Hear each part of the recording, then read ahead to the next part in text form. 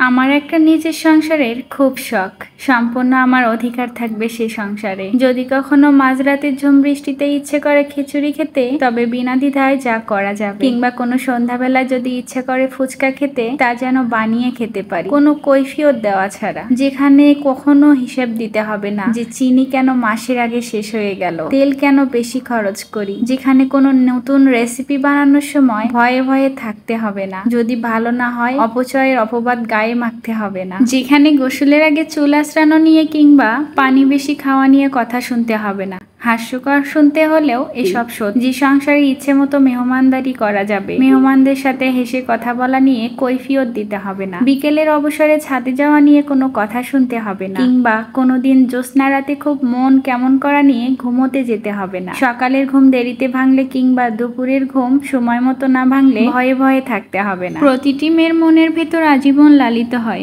নিজস্ব একটি সংসারে। সব সত্যিগুলোর মধ্যে এটাও একটি সত্যি, অধিকাংশ মেয়েই সেটা পায় না। আমাদের সমাজ ব্যবস্থাটাই এমন, যেখানে আলাদা সংসার করাটা বাঁকা চোখে দেখা হয়, কিন্তু যৌথ পরিবারে ঠিক কতটা সংসার করা হয়, মানসিক শান্তিতে থাকা হয়, সেটা কেউ তলিয়ে দেখে। দাম্পত্য জীবনে প্রাইভেসিটা অনেক বড় জিনিস, যেটা অধিকাংশ মেয়েই পায় না। স্বামীদের দায়িত্ব এখানে বিশাল। সদ্য পরিবার ছেড়ে আসা মেয়েটা তার সবটুকু ছেড়ে আপনার কাছেই কিন্তু আসে, আর আপনি পরিবারের সবার সাথে বসে তাকে কাজ করান। অবশ্যই সবাই এমন না। একটা মেয়ে শুধু ডাল ভাতের জন্য বিয়ে করে না, কিংবা কাপড় চোপড় উচ্চ বিলাসিতার জন্য বিয়ে করে না। সুন্দর একটা সংসারের স্বপ্ন দেখেই বিয়ে করে, যেখানে তার স্বামী তাকে খুব ভালোবাসবে, শ্বশুরবাড়ির সবাই তাকে অনেক যত্ন করবে। কিন্তু আমাদের সমাজে এটা কখনোই সম্ভব হয়ে ওঠে না। আমাদের সমাজে কিছু কিছু শাশুড়ি আছে, নিজের ছেলের সঙ্গে বৌমা খুশি থাকলে জ্বলে পুড়ে ছারখার হয়ে যায়, অথচ নিজের মেয়ে তার জামাইয়ের সঙ্গে সুখে থাকলে সে খুশিতে ডগমগ হয়ে যায়। পার্থক্য শুধু এটাই, নিজের মায়ের মতন কেউ হয় না। আর শাশুড়ি কখনো মা হতে পারে, কারণ মায়েরা কখনো সন্তানের সুখ দেখে হিংসা করে না। একটা মেয়ে যখন বাবার বাড়িতে যায়, তখন তার মা ভাবে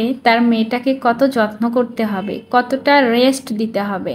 আর শ্বশুর বাড়িতে যখন আসে, তখন শাশুড়ি ভাবে কোন কাজটা তাকে আগে দিয়ে করাতে পারবে। এটাই আমাদের সমাজে বাস্তবতা। কোনো মেয়েই কিন্তু বাবার বাড়ি থেকে খারাপ বৌমা হয়ে আসে, তাকে শ্বশুর বাড়ির পরিবেশ পরিস্থিতি এবং মানুষদের সঙ্গে মেশার পরে কিন্তু সে খারাপ বৌমা হয়ে যায়। আমাদের সমাজের শাশুড়িরা যদি চাইতো, তাহলে কিন্তু নিজের ছেলের বউকে নিজের মেয়ে করেই আগলে রাখতো, তাহলে সংসারে এত অশান্তি হতো না, বাংলার প্রতিটি ঘরে ঘরে শান্তি মিলত।